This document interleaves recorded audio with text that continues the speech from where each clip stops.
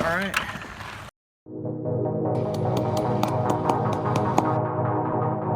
Price of gold is going up insane. I knew it was gonna, and now here it is, it's happening. You wanna find gold? Watch me, I'm gonna show you how to do it.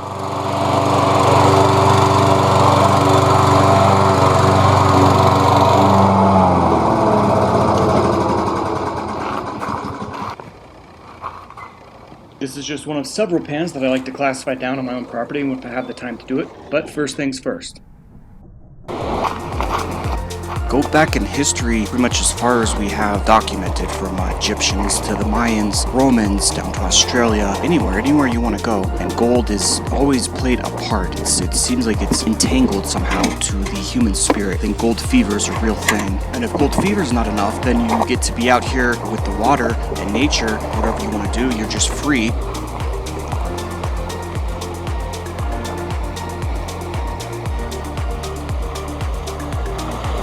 It's just sitting here waiting. It could be anywhere. Literally, you could have a huge gold nugget 1 foot under where you're standing. There's no way to know except to just put in the work. I don't know if that's gonna stay. Hopefully it will.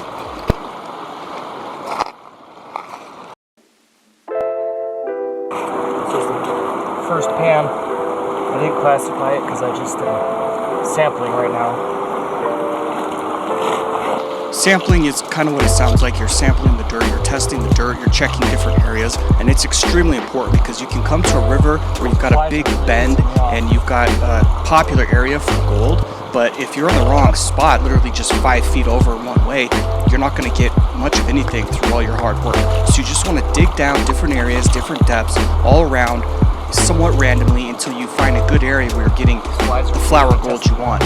And then from there, just work that and work it and work it and work it. The water is really cold. There are some people just now rafting.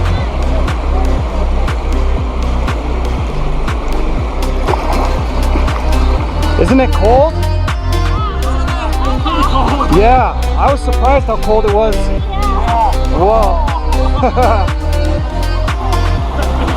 I'd probably do 5, 6, 7, 10 pans, or 5 things through the sluice or whatever, and then sample it again and make sure that it is still a good area.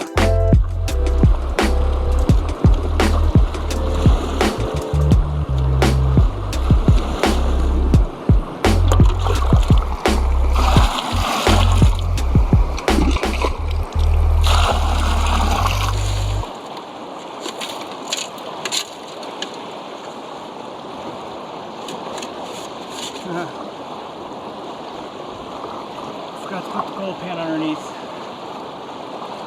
funny. Still getting acclimated here. I believe you should be like a ninja, and what I mean by that is use whatever's around you in your settings. Use whatever you have to your advantage. Here I have this huge, large dish, tub, that I just happen to have laying around. I've got a spaghetti strainer. This spaghetti strainer is amazing for what I need here. Gold is going to go to the bottom, like quick. So make yourself comfortable. Try to do whatever you can to enjoy being there, regardless of the fact that you're putting in work to get gold. So I'm leveling out my seat here. I was sitting on that other tub, that blue one, and I was kind of sliding down to one end, and so I'm putting sand under it and building it back up to make it level. That's gonna help. All the little details, like anything in life, add up. Try to be as comfortable as you can, and you're gonna enjoy yourself a lot more, even if subconsciously. That is too much dirt. Some going on the sides.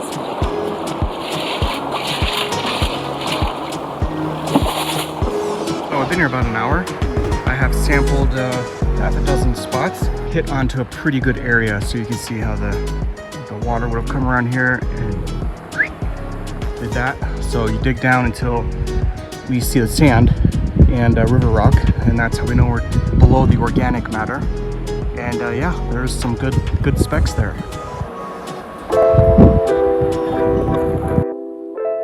You found a really great bend in a river and you're not finding anything. You sample, and it feels like something just isn't working. Well, it may just be the area. There's no minerals there. And there's a saying, gold is where it is. And it's like, yeah, that's real helpful. Well, there's 2 parts to that. First of all, pioneer or explorer doesn't want to share the area where he found it. And secondly, sometimes it doesn't seem to be a rhyme or reason. Gold came up out of the earth, and was produced where it's produced, and or it was moved around by water and floods and then got redeposited somewhere else, and then it's all just mixed up. So sometimes it is really hard. You just have to sample. I've tested it. I've tested many things. Here's an example of this. You do this handle here, it's all CPVC glued together, so it's not going to break.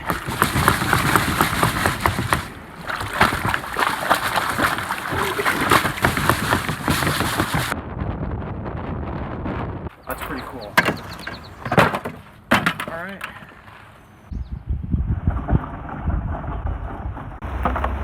And if you can get it on a spot like this to rock it, to shake it, and then this here has a handle, these bottles.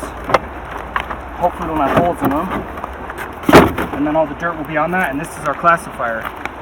So we got to get it filled with water. Imagine doing that with a 5-gallon bucket.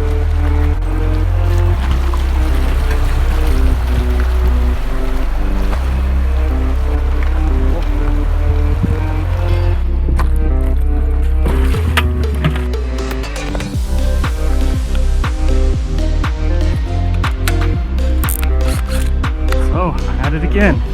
So it's another way that this is just a lot easier and quicker. And I'm not trying to sell anything. I don't really care.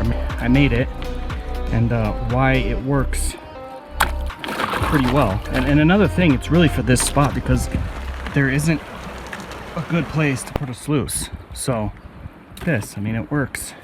You've seen the gold recovery out of 4 hours, and we'll see again today.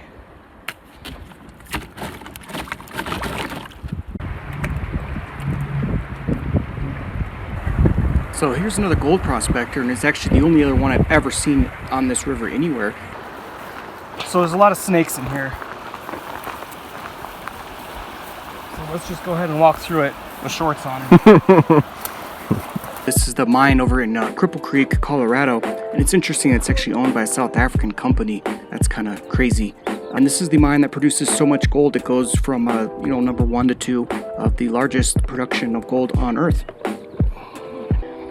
Sure, we'll get rain and stuff, but probably not till about 1, 2, 3 o'clock. Test the water. It's really cold right now. I'm gonna put on gloves because the gloves will help. So if you think you're gonna be near cold water panning, bring gloves. Even soaking wet gloves help your hands. And now I have gloves, and now I'm gonna put them on. And it's the same thing with your feet. If you need to walk out to an area to get to a good spot to sample, and then you end up finding good gold there, you need to keep going back, and your feet are numb and hurting, put on socks. And even when the socks are wet, it helps. So even when these are wet, it helps. Technique you're going to also want to use pretty quickly to direct the gold. It's going to follow your tap, and this is really important when you get really down to the last bits with the black sand. Olivine, lots of black sand.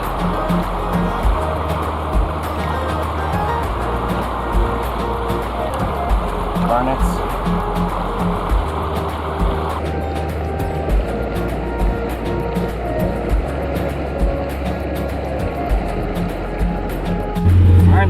Finally making it up there. On our way right now. It's only like 8 in the morning, so this should be pretty good. Haven't been up in months. Oh, they're in there. I already have them inside, shovels.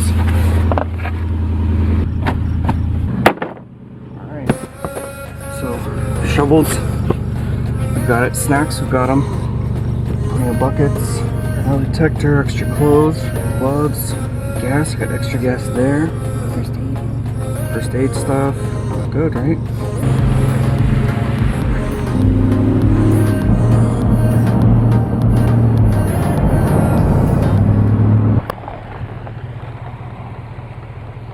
So we've seen deer up here, plenty of deer. We've seen elk, turkey, bears, bald eagles right here. It's a mama and 2 youngins. That one's spooked. Yeah, I've sampled this entire river basically. For me to share with you on how to find gold, it's going to be a little bit deeper than that. I like to give the full experience, the full context of how to find it and what it looks like to be doing that. Yeah, that's why I put those on. Sandbar. Alright, so note to self, put some wheels on the bottom of this thing, some like caster wheels, which I've got, and then some kind of like strap or handle here, and that will be very helpful. So this tub isn't just to carry everything in, but it's also the one that I would use to do my classifying in, but without some kind of strap or handle, it makes you kind of hunch over like this in an awkward way. On top of that, it kind of hits the back of your feet. Finding gold has to be a lot like anything else, where you get an adrenaline rush. To experience that, in a way, it's a little bit of addicting. This is just like a runner's high. This is just like racing cars, rock climbing, fishing, fighting, sports. You get that touchdown, get that adrenaline, get that good feeling. And honestly, it took me about 2 years before I could find anything, and I gave up. I completely gave up on finding gold and walked away from it. I just panned some. I was like, yeah, some gold, some garnets. I tossed it out. It wasn't really even worth, you know. But yeah, I mean, this is this is one pan. Look at all the black sand.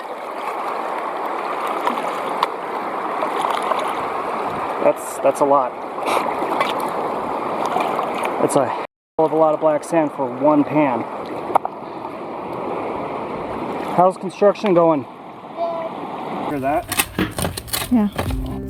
Early on, for me, when I was on my pursuit for gold, I learned a ton. I watched everything I could watch, hundreds of hours of research and studying and self-tutoring, and I had a knack, I learned, for finding not just gold but minerals. And I applied my knowledge for geology and rock hounding into all the forests around here in Colorado, and I could find amazing things. There's a special place though for gold. Gold just has this certain enigma about it. So I'm probably gonna go check out my other gold spot. It's really nice and peaceful. There's barely anybody up here. It's really awesome.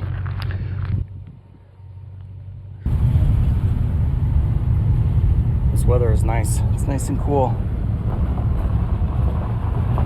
Lots of dirt, which is basically making the false bedrock in the pan. It's normal as long as you see it. Don't just ignore it.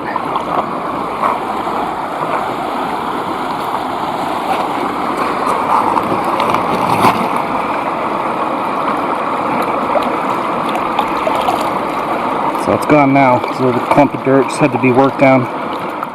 So sometimes you'll get these really stubborn little clumps of dirt, and it's a lot like clay, and they're hard. And you've got to really just break them up with your fingers sometimes and get rid of it, because gold can sit right on top of that, and then it'll be washed right out of your pan. Probably some garnets. Yeah, I see a few garnets. Normally I would tap this, but I'm using one hand right now.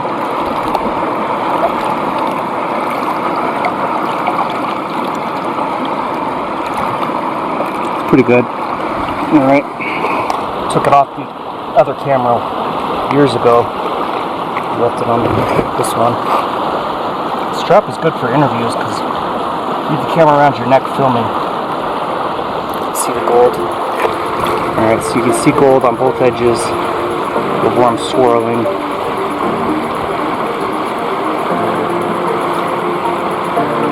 See it start to show. All that there. So, all these little specks that you're seeing that just kind of look bright white are pieces of gold. These dots are representing those for you. I know it's pretty hard to see out here in the daylight. I could imagine myself in another state, not Colorado, and I'm not familiar with it. I'm not really sure if there's a history of gold production or mineralization in the area. If that is you, I would just start by sampling, even in Arizona and even out at kind of flatter areas, and definitely out in Australia where there's a lot of big flat land.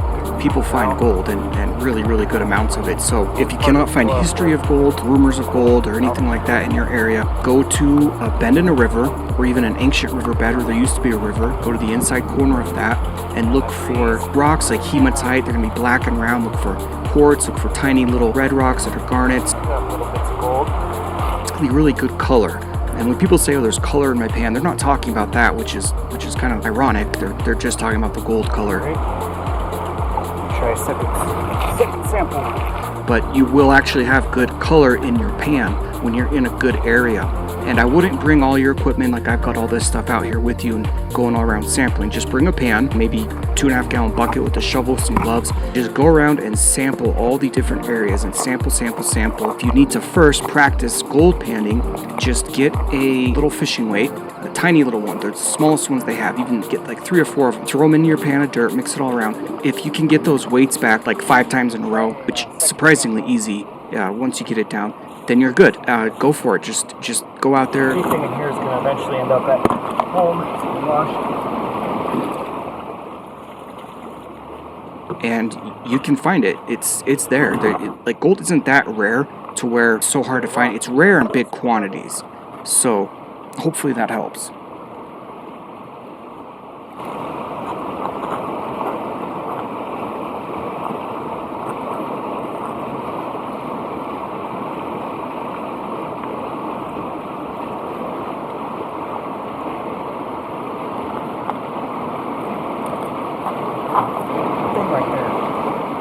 This area has got its challenges. Alright, anyway. And then we've got another one here that I put some extra holes in. And it sits on top of the bucket. And you go back and forth like that. And that end hits there and it just works out really, really good. You know, some things just come together at accident. And those end up being some of the best parts sometimes.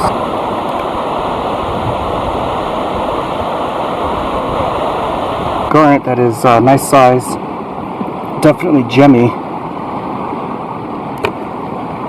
I actually could pick it up without my gloves, but I took them off to let my fingers breathe a little bit.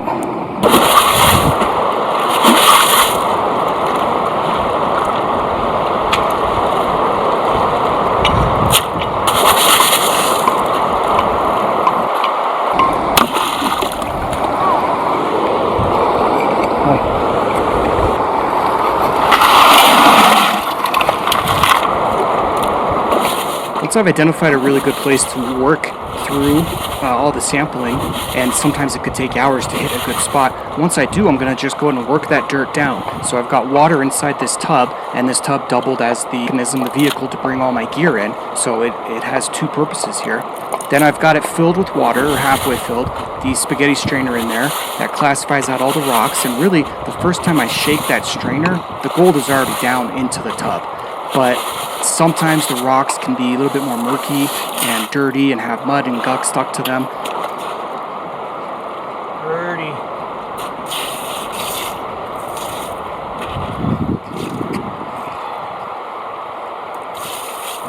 And you can see like that Arizona tea bottle there, I cut off the top of it and used it, and it works so well out here because of that handle. And you really want to take advantage of being out here because this free water source, the river, is going to help you clean through all of the dirty, mucky stuff. It's so much easier than when you're at your house with your hose. That water is going to be really dirty, mucky, and you want to clean it. So the water that's in that tub there, once I'm finally done, fill it up, just pour a bunch of water in there aggressively, let it settle for like a half a second, pour it out, then pour a whole bunch in, and just keep doing that even 10 times until you get the water where it's starting to be a little bit clean. You can just kind of, yeah, exactly. And then just add more water and keep doing that. And then kind of mix it with your hand in between, and you just kind of get a feel for it, you know? When you want to keep all the gold and black sands, yeah, so it needs more water. Yep, cool. And then that's the bit that you'll finally pour out the water, further classify that down by panning it out and then getting your gold. Or using something like the cube or the blue bowl. And speaking of things like that, I like to make things, and here's something that I made. This isn't just for classifying down, this is for all the dirt and all the everything that you would bring back.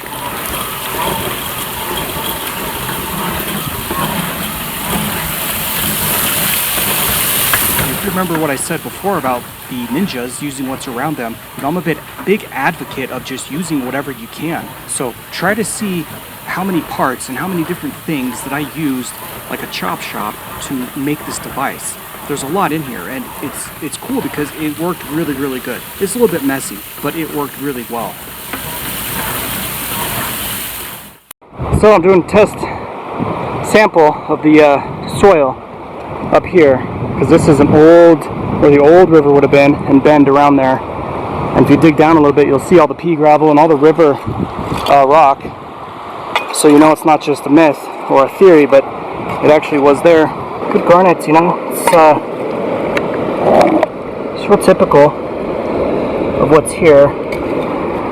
This is just from the river stuff, so nothing too spectacular. Taking the bridge, and all the way across.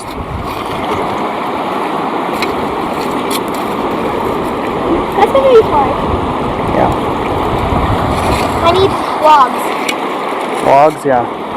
And probably a building permit.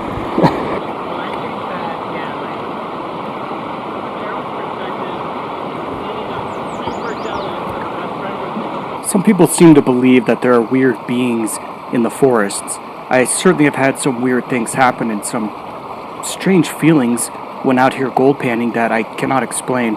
And even digging for rocks and crystals, trying to find pockets out in the middle of the woods when I'm alone, I'll hear things like loud tree breaks or snaps, and I'll say something and nobody's there. I'll put a drone up, I don't see anything, so I just kind of take a moment every now and then to look around.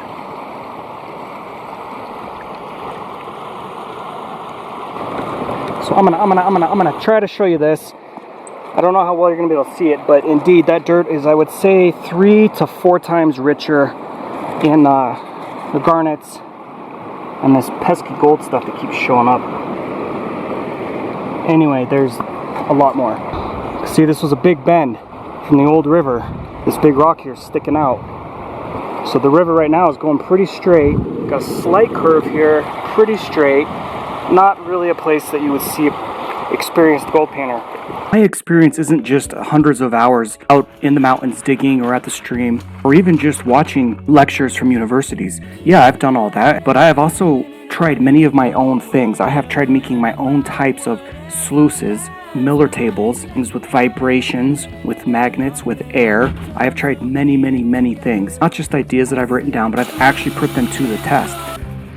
Crevice here, probably real good stuff in it. So it's hard with one hand, so I'm gonna quit with the video, but you get the idea.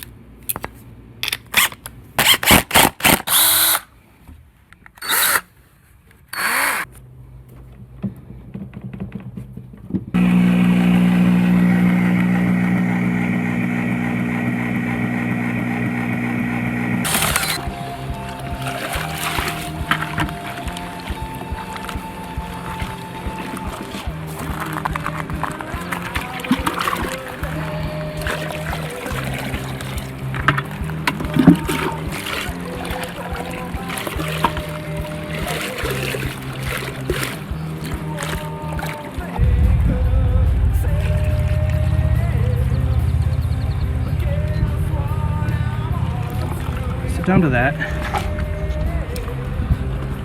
Not very much, which is good. What you want. Nice. A little bit of break with some clouds. I'm loving it. And I'm not talking about McDonald's.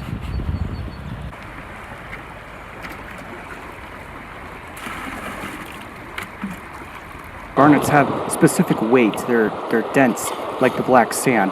That doesn't mean that they're always going to be there. Of course, you need to be an area that has the garnets to begin with, but they're typically going to be in your pan, and you're going to save and collect a large quantity of them. Some of them will slip out, but that's why, because they're heavy, like the black sand.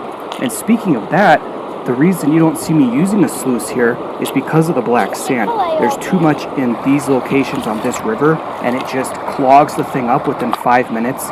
Plus, this river's a little bit bigger. Those sluices are better for streams where it's a little bit more shallow. Water swishes over and the gold pieces stay there. That's so you know it's gold and not mica. Gold piece there, in the middle of the screen, and then there's some more.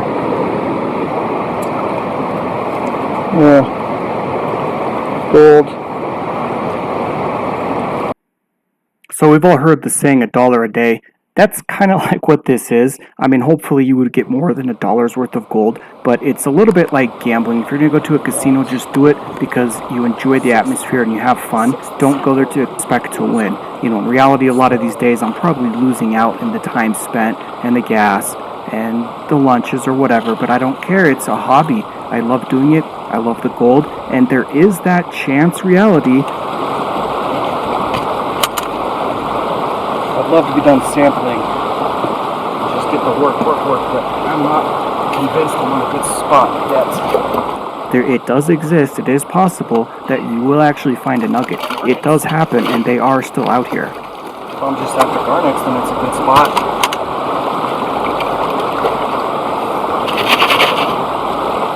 Well, it cooled down. It wasn't exactly hot to begin with, especially with the cold water. If you've been watching from earlier on, you would have seen a metal detector in the truck, and maybe some of you have noticed I have not really used that. I haven't actually used it at all. It mostly was just for the kids, and it's not something that I typically bring for gold. It's just for actual metal detecting if you want to try to find some cool relics. The gold here is not big enough for that radio signal to bounce back and alert. The metal detectors for gold are kind of gimmicky that are sold here in Colorado, I think. They really only work in places like Australia. Great, there goes the weather. Okay, so I'm going deeper in the hole and it's paying off. I'm getting a better looking flower.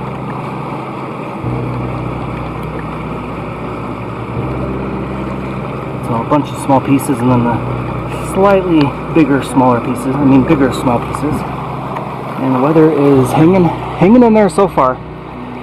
Little edgy, but you know, just it's fine. We'll see what happens. Another reason Gold Quote is where it is because not only was it created, it certainly didn't grow here like crystals would. And imagine that it was mixed up. Cataclysmic events and floods, destruction, meteors hitting like bombs, and it just got spread out everywhere. You could just be walking on a road in California and find a $900,000 gold nugget. It happened. By the way, both of these, to my knowledge, were found using expensive metal detectors. Alright, I just have to hike back to get water. I'm not out, but, you know, I like to go and get refreshed before that happens. So I've got that much left. So I just have my important stuff with me, backpack. Otherwise, buckets and shovels and my big tub and everything is still sitting there. And all my classified down material. So it'd sure suck if someone stole any of that, but I don't know why in the heck they would. And like I was saying earlier, there's the weather again. It was sunny, then it was yucky, then it was sunny, now it's getting yucky again. So this is now concentrated down classified material. So twice broke down. We'll see what's in it. And that was about 10 minutes. It was probably about 20, maybe 30 shovelfuls of dirt. Got that down a little bit in about 10 minutes. So this area that I'm in really just has fine gold mostly. Every now and then I'll get some buckets like this, and instead of running it through the screen, I'll go ahead and just wash it down by hand and with the drill, and then pan it and test it. And then a lot of times I'll just kind of do half and half of this, half of this. Didn't bring the metal detector, but that pile's all right there. It's not going anywhere. I have the same pile there from last year. So I'll just bring the metal detector up and go over it. But I almost guarantee there's nothing in it. I don't know how small of a gold metal detector picks up, but probably not that very small pieces. So anyway, I'm gonna clean up these buckets now. See if there's anything bigger than flour. And that amount of black sand in one bucket, I mean, you're in a good spot, but you can't take 10 minutes to work this much down. And that's why I've got this table, but I think what I need to do is take the screen out of it so that I only have the expanded metal. I don't know if I can do that here out in the field, but I'll give it a shot. This is another technique that I employed. I cut the bottom of a bucket, a 5-gallon, then I took that bottom, attached a handle to it, shoved it through the top down so it was nice and snug. Then when I washed all my material in there, I didn't have to work it to the bottom. I could just pull off the thing and have the bottom right there. Just about has at this point. And then pull this up. See? Get rid of all the caca that we don't want.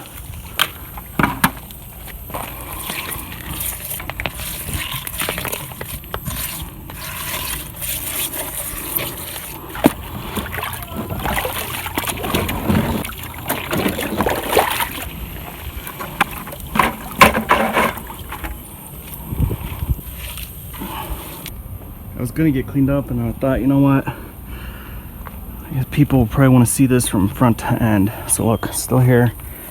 Everything's still the same. I just turned the camera right back on. So I'm gonna go ahead and just pan this right now. Okay. Just go. Second.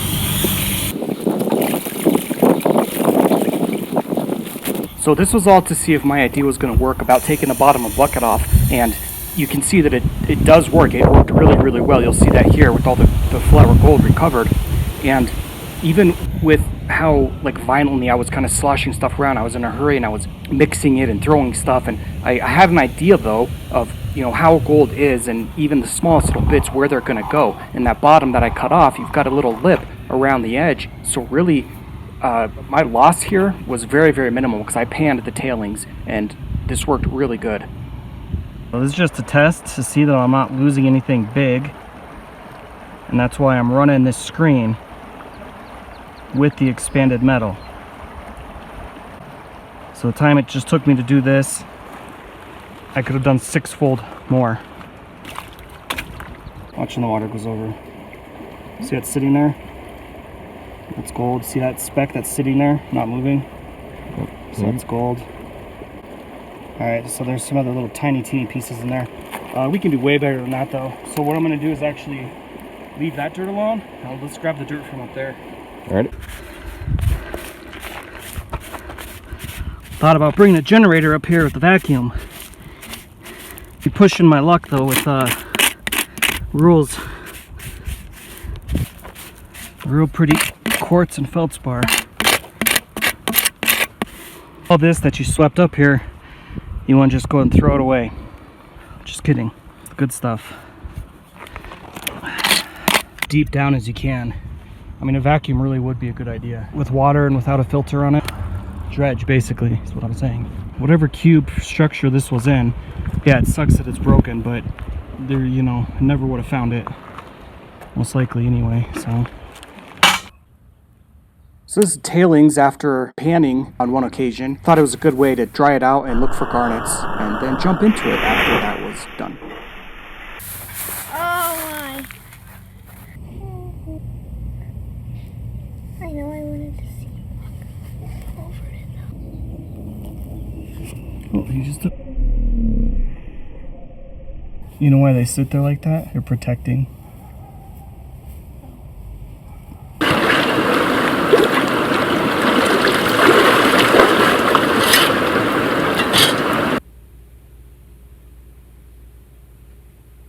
Stick them together, you get a kind of interesting display, I guess. So that's kind of some of the aftermath, I guess, of the trials and tribulations of all the things that I've tried for getting gold with magnets and air and buckets and whatnot. And here is the time that I used the sled as a gold pan. And it was kind of like the idea with the bucket. It's like, how much can I do, or how quickly can I get all this overburden out of the way to get down to the gold?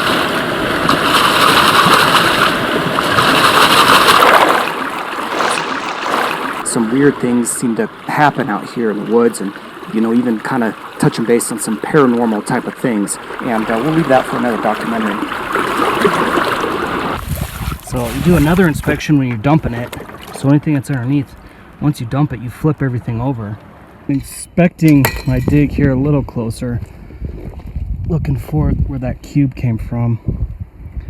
And this quartz has what looks like fluorite mixed with iron sulfide, possibly. I am not saying that's for sure. I don't know, but I mean, I knew there was fluorite in this quartz, but it's bedrock. There's not really much I can do about it. You know, again, the only way to get it out is breaking it. It's just kind of pointless. It's kind of funny. I thought, I'm just taking a break and I was looking up and I thought someone was digging right there. And I'm like, why in the hell would anybody dig there?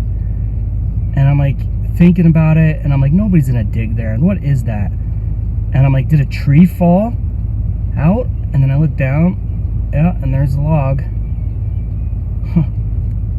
So that tree actually fell from there and left that hole. Pretty cool. Or something. Some nice quartz pieces here. It's real pretty feldspar probably trapped inside. And then the lines. It's all fractures. Got a few honorable mentions here. Small books of mica.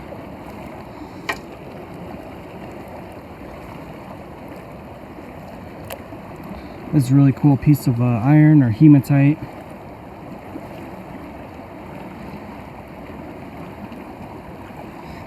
And this is, I don't know, olivine, maybe.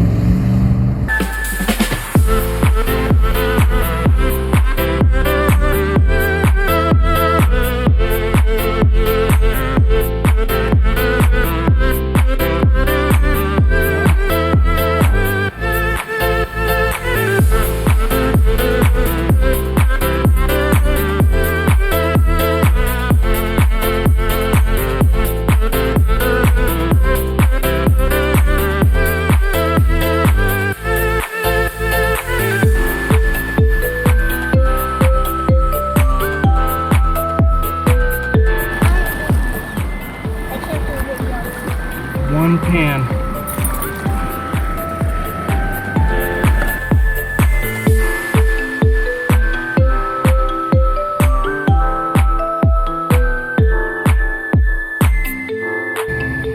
So that went pretty well. I left some super fines over on the side, so you can see it even picked up that